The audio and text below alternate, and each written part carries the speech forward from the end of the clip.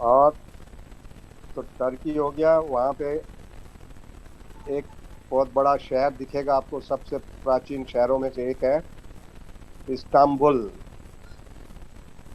दो महाद्वीपों को जोड़ता है इस्तांबुल। दिखा?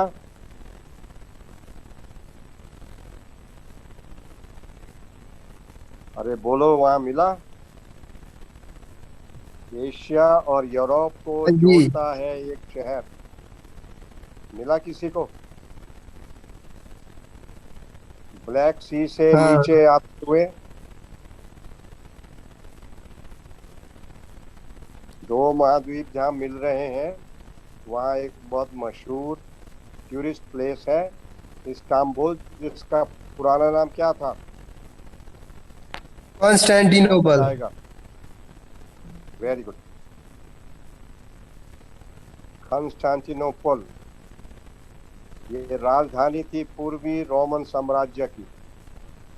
रोमन साम्राज्य जो पूरे मध्य काल में रहा, आधुनिक काल में भी रहा। धार्मिक साम्राज्य थे पूरब का और पश्चिम का।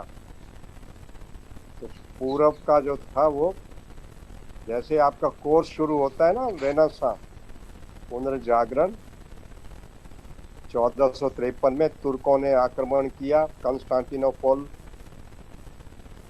राजधानी थी, कब्जा कर लिया, और वहीं से रेनेसां शुरू होता है, पुनर्जागरण।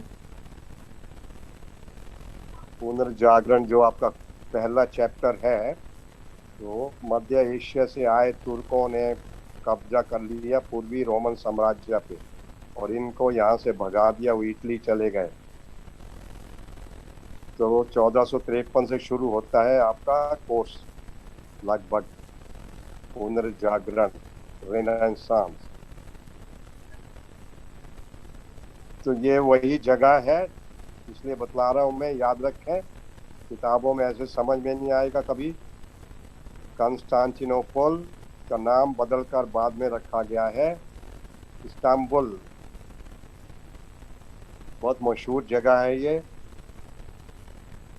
यहाँ रोमन आर्किटेक्ट, रोमन कल्चर का बहुत प्रभाव रहा है। चलिए नीचे आते हैं थोड़ा दक्षिण की ओर।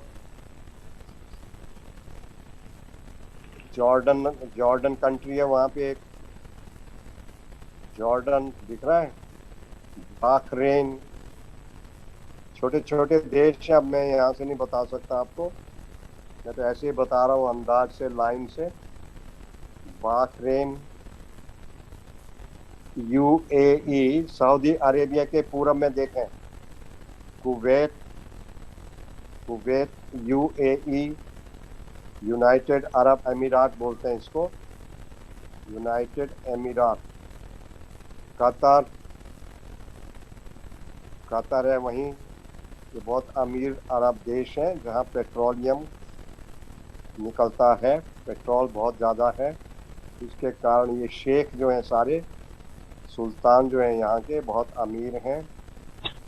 यूएई जो आपको दिख रहा है, संयुक्त अरब अमीरात देश है, दुनिया का सबसे अमीर देश माना जाता है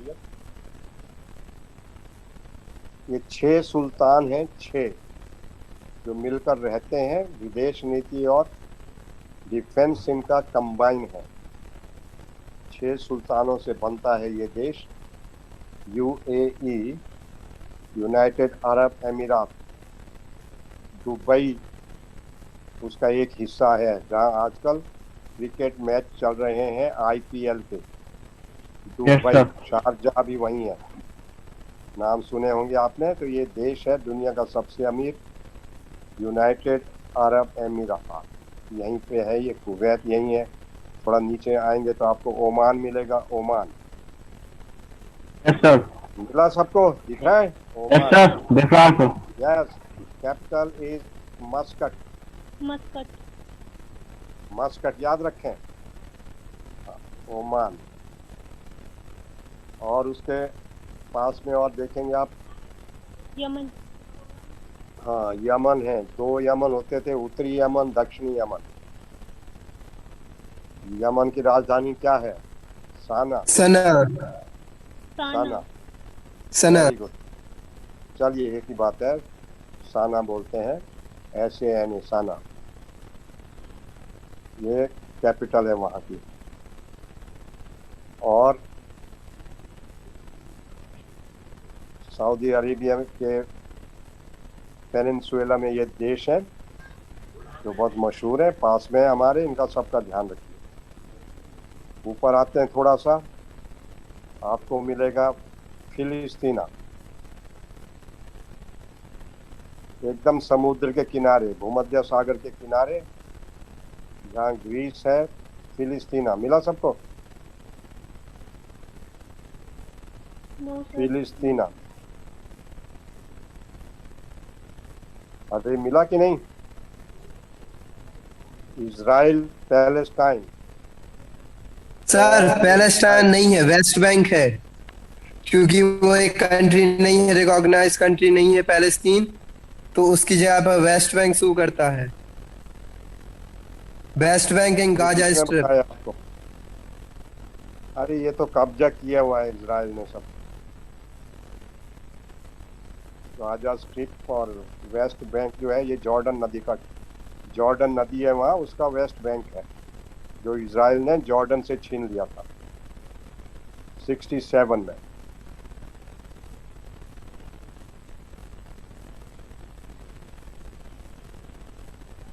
पर फिलिस्तीना नहीं लिखा है तो कोई बात नहीं, इजराइल से, जहाँ इजराइल लिखा है, इजराइल मिला।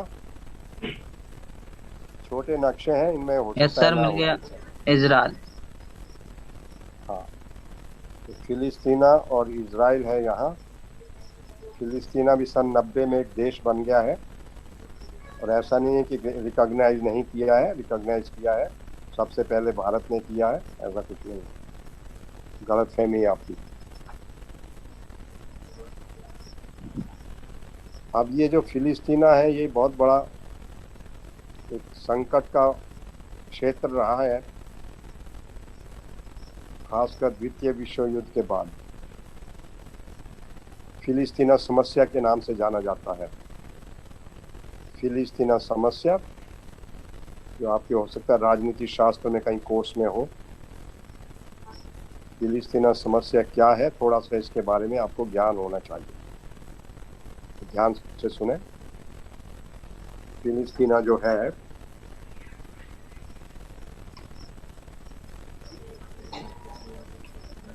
और जो इजराइल है, यहाँ पे कौन से लोग रहते हैं इजराइल में? यहूदी। ज्यूज। ज्यूज, यहूदी, जू। सही है। कब बना था इजराइल?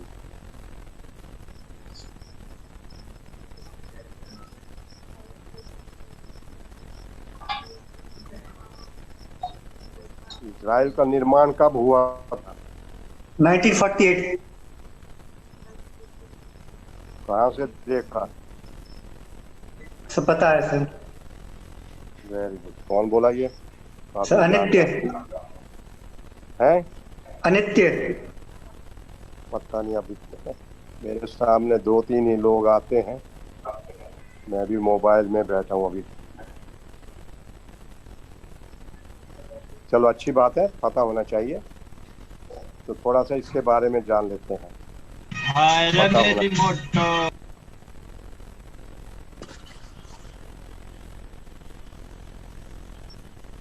तो जूस लोग हैं, यहूदी लोग, the most brilliant people in the world, the most brilliant, intelligent, scientist, brain वाले लोग माने जाते हैं यहूदी। इनके बारे में थोड़ा जान लेते हैं जनरल नॉलेज के लिए।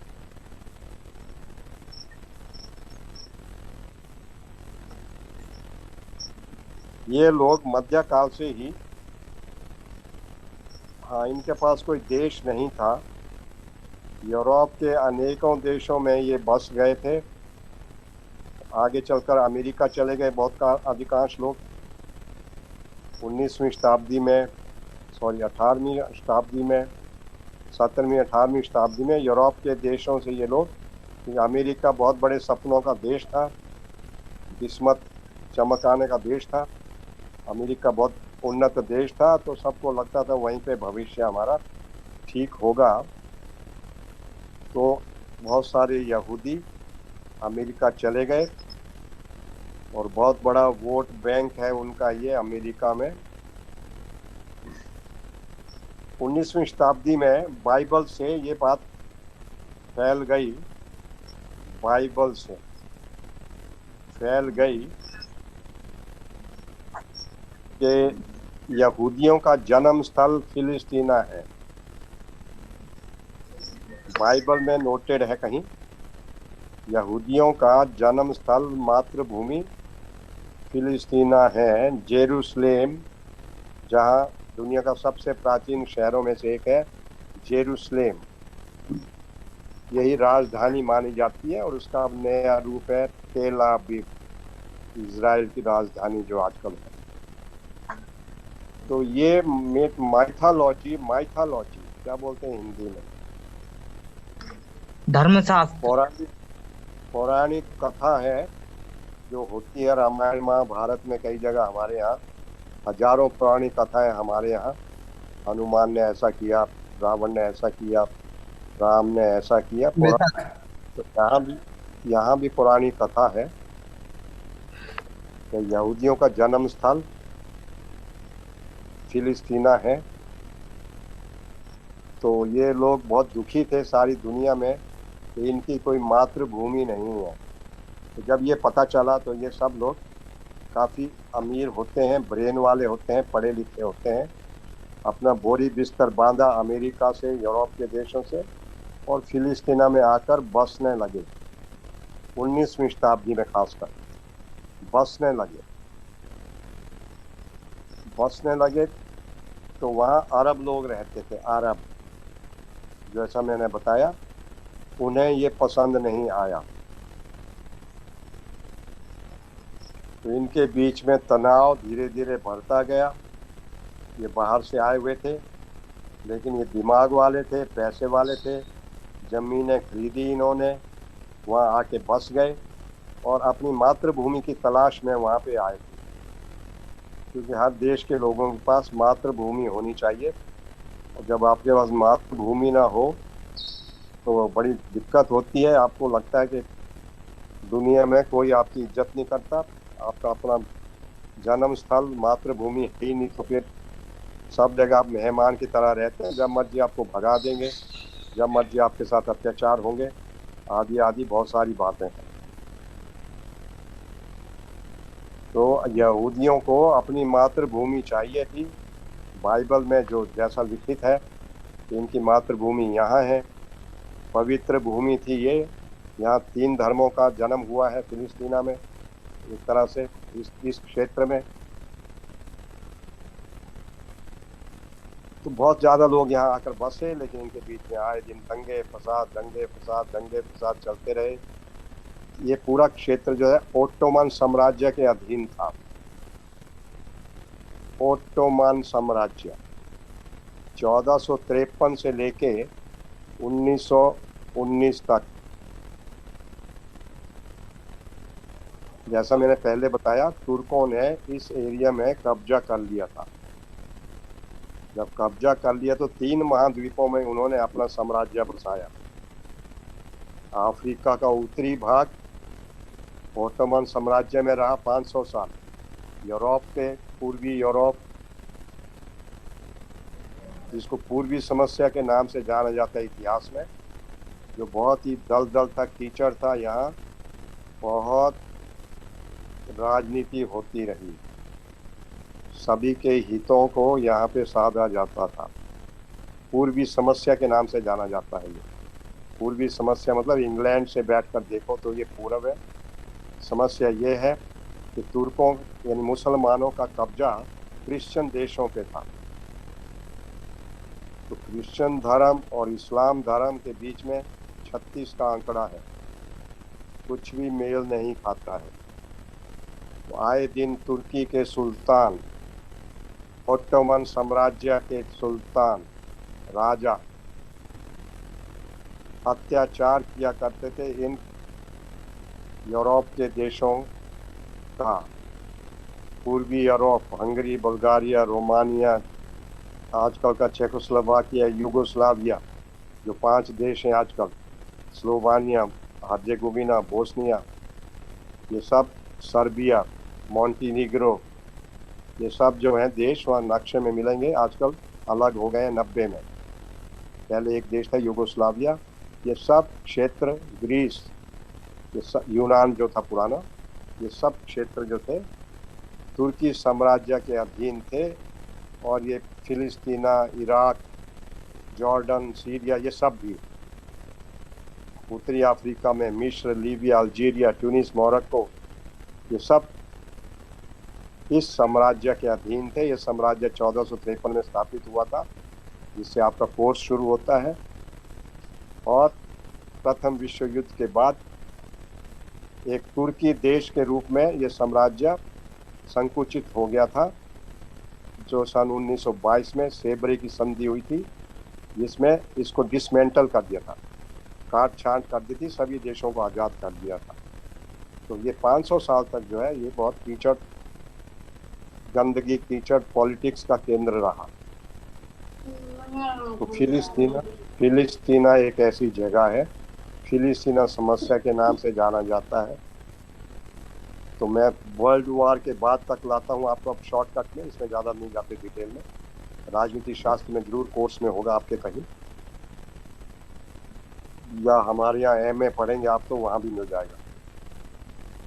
फिलिस्तीना समस्या के नाम से जाना जाता है। अब देखते हैं ये समस्या है क्या, क्या समस्या है ये। तो जैसा मैंने कहा, इजराइल तो था नहीं अभी, इजराइल 48 में बना, लेकिन ये लोग बस गए अरब लोगों के बीच में। आए दिन बहुत इनके बीच में झड़प हुआ करती थी, खून खराबा होता था, मार काट होती थी, और ये बहुत समस्या बनी थी। प्रथम विश्व युद्ध के बाद तुर्की के साम्राज्य का विघटन हो गया और तुर्की एक देश के रूप में रह गया। तो जो लोग इससे आज़ाद हुए, ये आजकल के ईरान, इराक, सीरिया, जॉर्डन, ये सब, फिलिस्तीना, ये सब देश इंग्लैंड और फ्रांस ने ये कहकर कि आप लोग अभी ज़्यादा शिक्षित नहीं हैं, विकसित नहीं हैं, अपना शासन खुद नहीं कर सकते, तो जब तक आपको हम ट्रेनिंग देंगे, पुलिस प्रशासन की, राजनीति की ट्रेनिंग, तब तक आप हमारे अधीन रहो। तो उपनिवेशवाद का ये दूसरा रूप था, जिसका नाम था प्रोटेक्टोरेट। प्रोटेक्टोरेट, प्रोटेक्ट करना, संरक्षण देना। तो प्रोटेक्टोरेट के नाम से इन लोगों को गुलाम बनाया। इंग्लैंड ने ले लिया फिलिस्तीना, फ्रांस ने ले लिया इराक, लेबनान, जॉर्डन, ये सब इंग्लैंड के अधीन आए। तो 1919 के बाद यहाँ पे इंग्लैंड का आधिपत्य था। इंग्लैंड ने बहुत कोशिशें की कि ये समस्या सुलझे, लेकिन ऐसा हुआ नहीं। द्वितीय विश्व युद्ध हो गया। कब हुआ था द्वितीय विश्व युद्ध, जल्दी बताइए डेट्स, ईयर्स। 39 से 45 तक, 1939। हाँ, 1945 तक। ये बात तो अभी कई बार आ गई, ये एशिया में कब ख़त्म हुआ, यूरोप में कब ख़त्म हुआ, ये सबको पता है, नोटेड है। तो सेकेंड वर्ल्ड वॉर ख़त्म हो गया, लेकिन ये समस्या जो है ऐसे के ऐसे चलती रही। अब दुनिया में यूनाइटेड नेशंस का निर्माण हो गया था, यूएनओ, संयुक्त राष्ट्र संघ की नींव रखी गई थी, और उसका मुख्य मकसद था दुनिया में शांति स्थापित करना। इसलिए भरसक प्रयास किए गए कि जहाँ जहाँ भी दुनिया में अशांति है, अशांति के केंद्र हैं, अशांति की जगहें हैं, युद्ध की संभावनाएं हैं, उन्हें आपस में मिल बैठकर दुनिया के देश उनको सुलझा लें, शांति स्थापित करें। तो इस मकसद से इन बड़े राष्ट्रों ने सिक्योरिटी काउंसिल ने, यूएनओ का ये सबसे महत्वपूर्ण अंग है, security council, general assembly and सुरक्षा परिषद, वहाँ पे मुद्दा रखा गया कि फिलिस्तीना की समस्या को कैसे हल किया जाए। इसके लिए एक कमीशन नियुक्त किया गया, आयोग का निर्माण किया गया, फिलिस्तीना आयोग, और उसे कहा गया कि जाओ फिलिस्तीना में जाओ और वहाँ पे स्टडी करो, अध्ययन करो, इस समस्या का हल क्या हो सकता है। उस आयोग ने अपनी रिपोर्ट कुछ समय के अध्ययन के बाद दी कि इस समस्या का हल कुछ भी नहीं है, सिर्फ एक ही हल है कि इस क्षेत्र को 2 टुकड़ों में बांट दिया जाए। एक दे दिया जाए अरबों को और दूसरा दे दिया जाए यहूदियों को।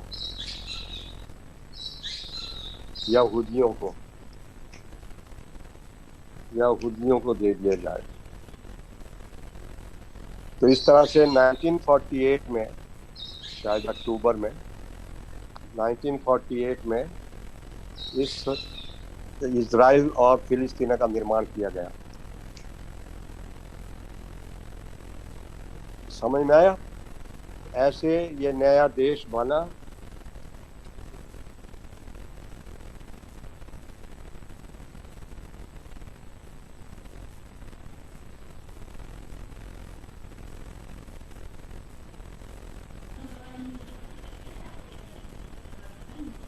तो दुनिया का एक नया देश का निर्माण हुआ जो बहुत मशहूर है आज दुनिया में कई चीज़ों के लिए, और इसका निर्माण 1948 में इन कारणों से हुआ।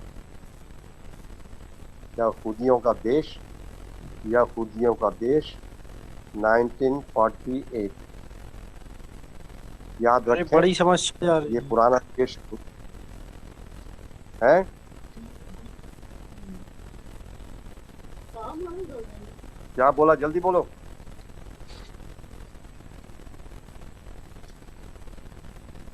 कोई कुछ बोला? हाँ, तो 19 याद रखें 1948 में यहूदियों को एक नया देश मिल गया जिसका नाम इजराइल था। तो ये सब लोग अमेरिका, यूरोप से आए थे, वहाँ बस गए थे और अपनी मातृभूमि इन्होंने बनाई, लेकिन ये उससे संतुष्ट नहीं थे। यूनाइटेड नेशंस के डिसीजन से ये खुश नहीं थे। इन्हें ज़्यादा ज़मीन चाहिए थी और इनको लगता था कि इनको बहुत थोड़ी सी ज़मीन दी गई। तो अमेरिका का इनके पीछे आशीर्वाद था, अमेरिका का सपोर्ट था, अमेरिका का समर्थन था। शीत युद्ध शुरू हो गया था दुनिया में। इजराइल अमेरिका का स्टेप सन था। स्टेप सन क्या होता है? दत्तक पुत्र, गोद लिया हुआ बेटा। तो अमेरिका ने हमेशा उसे अपनी गोद में बिठा के पाला पोसा, क्योंकि यहूदी अमेरिका से ही आए थे और अमेरिका के राष्ट्रपतियों का, अमेरिका की सरकार का बहुत बड़ा वोट बैंक था। अमेरिका में 18% वोट बैंक यहूदियों का है। तो उनको नाराज नहीं करते अमेरिका में, तो अमेरिका ने हमेशा इजराइल का समर्थन किया और हमने, भारत ने फिलिस्तीना का समर्थन किया।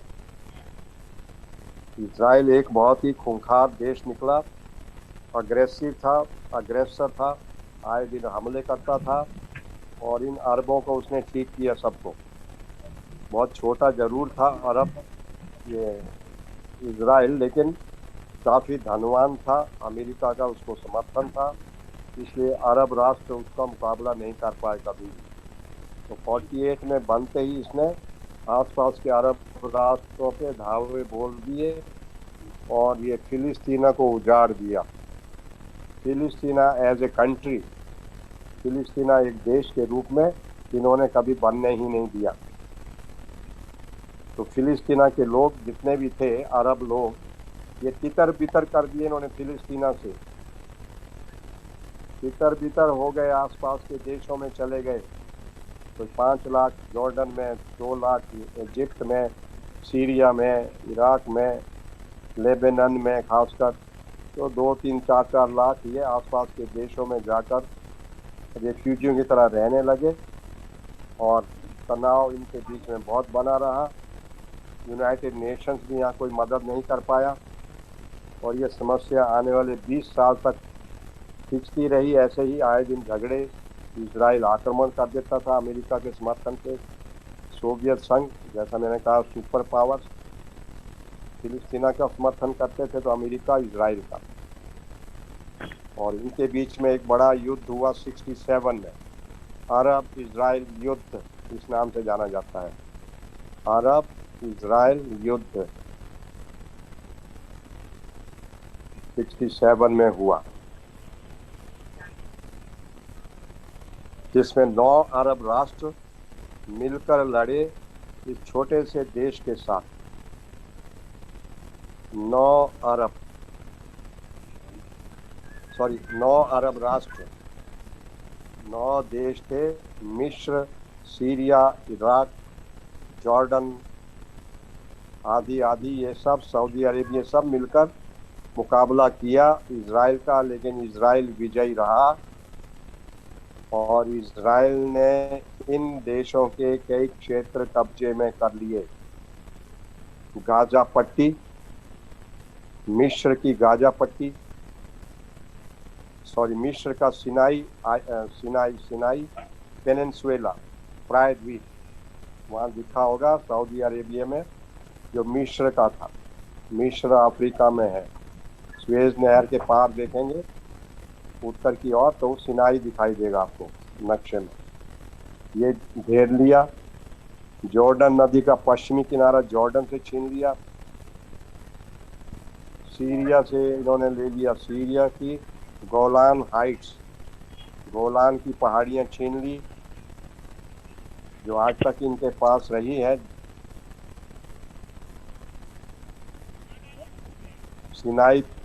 सिनाई वापस कर दिया गया था सन 75 में। इजिप्ट को संधि हुई थी इनके बीच में एक, जो उसको वापस कर दिया था। तो इजराइल ने इन अरब राष्ट्रों की कई भूमि जमीन पे कब्जा कर रखा है और कभी नहीं छोड़ता है, और आए दिन इन पे बम्बार्डमेंट। तो 1964 में फिलिस्तीना ने अपनी आज़ादी के लिए एक संगठन बनाया जो दुनिया में बहुत मशहूर रहा। क्या नाम था उस संगठन का जो आज़ादी से लड़ा? PLO। Very good, very good, very good, बहुत अच्छा। PLO। कौन था इसका अध्यक्ष? Yasser Arafat. अरे वाह, कौन बोल रहा है ये? सर अनित्य। किधर है ये? कहाँ से जानते हो इतना सब? सर पढ़ा है सर। कहाँ पे? सर ऐसे ही पढ़ते रहते हैं सर नेट पर। अरे शक्ल तो दिखाओ, तुम कहाँ हो? सर बड़ी खुशी हुई। अनित्य, यस सर। ढूंढ रहा हूँ अनित्य किधर है। सर ऑन है सर वीडियो कैमरा। ढूंढ रहा हूँ मैं, अब इतने लोग हैं। अनित्य कहीं दिख नहीं रहा है, क्यों नहीं है मेरे सामने? हो नहीं आप? सर वीडियो तो ऑन है सर। दिख नहीं रहा, मैं तो सबको निकाल के देख लिया। सर दिख रहा है सर। तुम्हें दिख रहा है?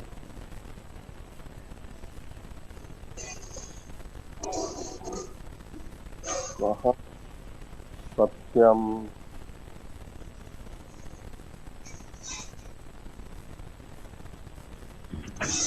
अच्छा ज्ञान है आपका, अच्छा ज्ञान है। Thank you sir. तुम कलेक्टर बन सकते हो।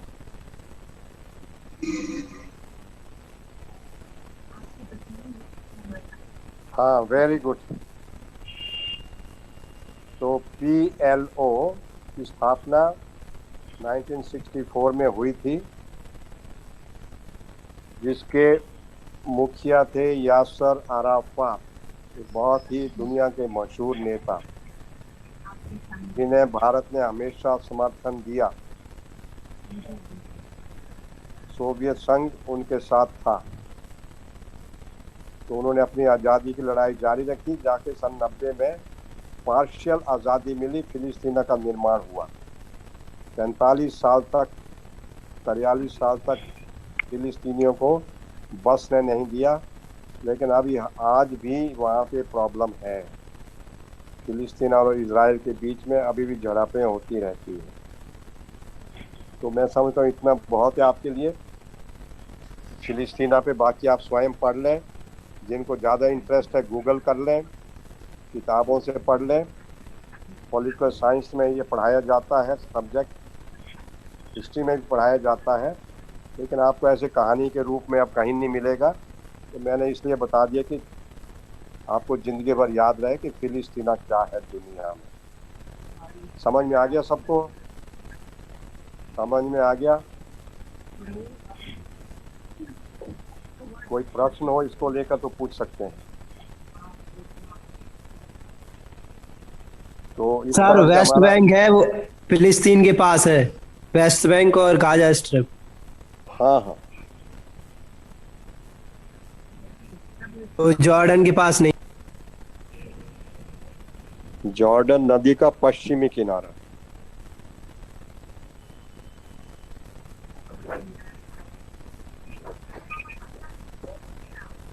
गूगल करके और अपने ज्ञान को विस्तृत करें, इसमें डालें गूगल में फिलिस्तीना प्रॉब्लम करके। तो जो आपका ज्ञान है, और आना चाहिए आपको, पूरी दुनिया का ज्ञान होना जरूरी है। क्योंकि मेरे पास अब आप आए हैं, जितने दिन भी मैं आपको पढ़ा रहा हूँ, हो सकता है 1 तारीख को बदल जाए क्लास आपकी, फिर कोई और पढ़ाएगा। तो 5-4 दिन जो है मेरे साथ हैं अभी आप बचे हुए। टाइम टेबल बदल सकता है, आपके एग्ज़ाम हो रहे हैं। आज एग्ज़ाम है हिस्ट्री का, शायद BA फाइनल का। तो हो सकता है टाइम टेबल बदल जाए और मैं आपको ना पढ़ाऊँ, तो फिर इस तरह से नहीं पढ़ाया जाएगा आपको। फिर वो किताब का सब कोई पढ़ाएगा, तो ये चीज़ें फिर नहीं मिलेगी आपको ना। तो आप अपने आप इसको मजबूत रखें, ठीक है? तो ये एशिया मैंने ख़त्म कर दिया आपका हाँ, कर दो। है। सोवियत संघ, हाथ पकड़ लो। सोवियत संघ की 15 रिपब्लिक थे, जो अब अलग अलग देश बन गए हैं। तो उसमें से कुछ रिपब्लिक मध्य एशिया में आते हैं, जिनका नाम सुन लो। अफगानिस्तान से ऊपर की तरफ देखेंगे, अफगानिस्तान आइए लौट के ऊपर की तरफ देखेंगे तो तुर्कमेनिस्तान मिलेगा, दागिस्तान तो मार मिलेगा, रही थी। अजरबैजान मिलेगा, कजाकिस्तान मिलेगा, उज़्बेकिस्तान मिलेगा, किर्गिस्तान मिलेगा। ये सब मध्य एशिया के रिपब्लिक कहलाते हैं। तो ये भी एशिया में है। किर्गिस्तान, ताशकंद बहुत मशहूर है। उज़्बेकिस्तान की राजधानी ताशकंद, जहाँ लाल बहादुर शास्त्री की हत्या हुई थी। तुर्कमेनिस्तान, अशखाबाद वहाँ कैपिटल दिखेगी आपको, तुर्कमेनिस्तान है। किर्गिस्तान की बिश्केक राजधानी मिलेगी। उज़्बेकिस्तान की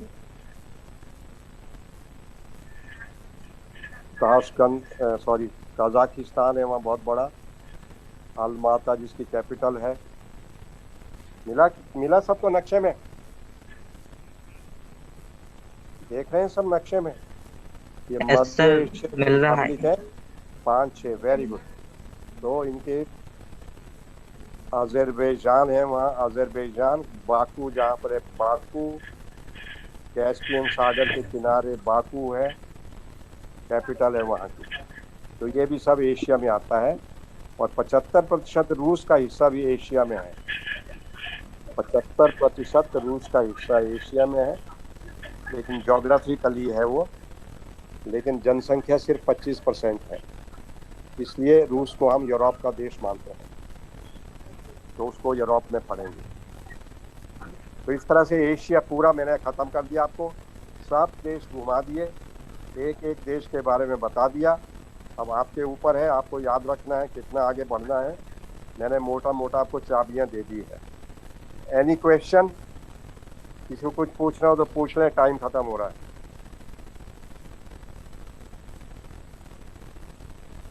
कोई भी प्रश्न हो किसी भी विषय का हो, सर पूछ सकते हैं सर आप। एक क्वेश्चन ये सर, रूस इतना बड़ा क्यों है सर? और भी कंट्री थी सर उस समय, क्या मतलब रूस पर आक्रमण नहीं हुए थे सर? ठीक से बोलो प्रश्न, रूस इतना बड़ा क्यों है मतलब? यस सर, मतलब रूस देश अभी सबसे सर दिख रहा मतलब सबसे बड़ा, तो सर ऐसा दुनिया क्यों का उस पे सबसे मतलब बड़ा है, किसी ने वो नहीं किया, दुनिया का मतलब उसको गुलाम नहीं बनाया दुनिया तो का क्या? सबसे बड़ा देश है। आप क्या कहना चाहते हो कि मतलब किसी ने आक्रमण नहीं किया इन पे? यस सर, अभी तक सर क्यों इतना नहीं किया? बड़ा है बहुत, सर ये। हाँ बड़ा है, साइज में बहुत बड़ा है, जनसंख्या में बड़ा नहीं है। जनसंख्या इसकी 20-22 करोड़ है।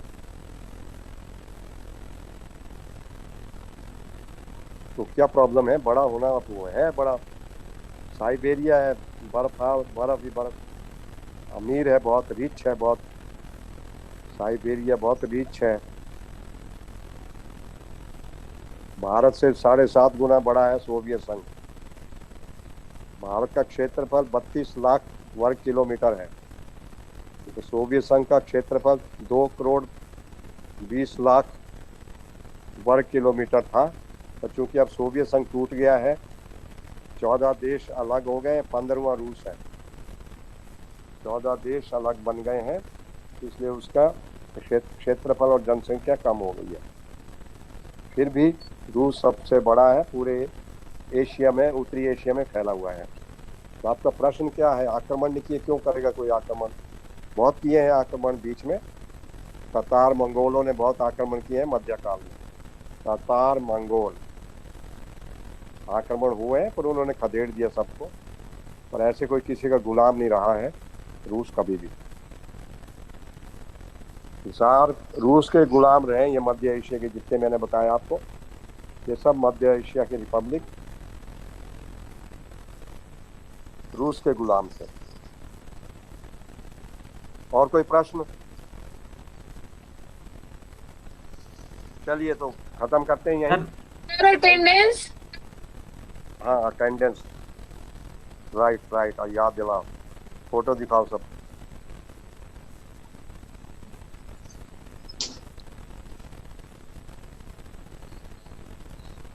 जल्दी बाहर आओ सभी।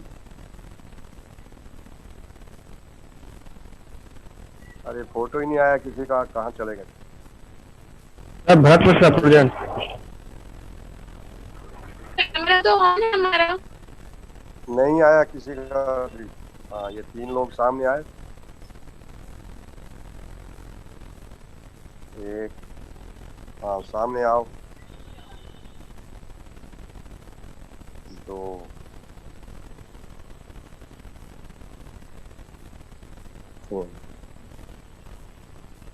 अपना भी आप स्क्रीनशॉट खींच लें।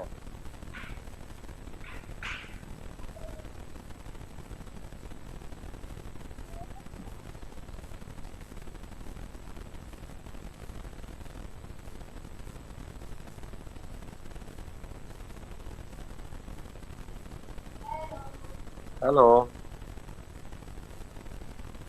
Taking my class. हाँ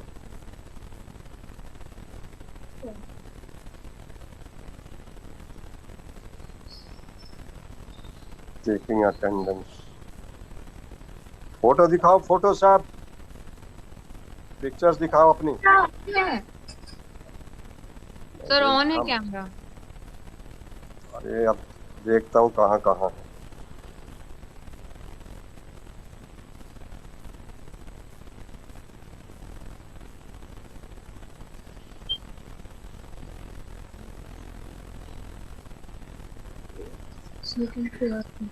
फोर्टी नाइन।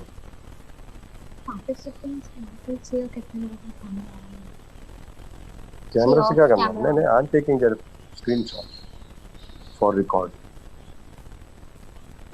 हाँ ये हो गया। और हाँ ये है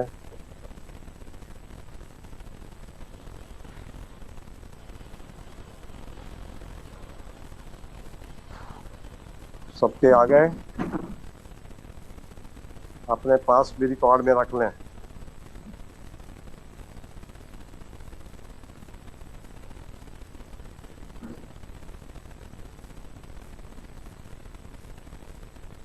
चलिए मेरे ख्याल हो गया होगा।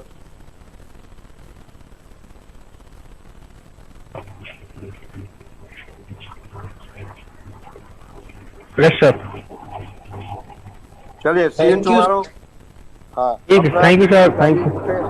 बहुत वर्क है आपका। Thank you sir. सभी कैपिटल Thank you, याद sir. रहनी चाहिए। Yes sir. सभी कैपिटल जितनी पढ़ ली हमने याद रहनी चाहिए। Yes sir. हाँ आपको पूरे एशिया का ज्ञान मैंने दे दिया अच्छे तरह से। अब कभी जिंदगी में प्रॉब्लम नहीं आएगा।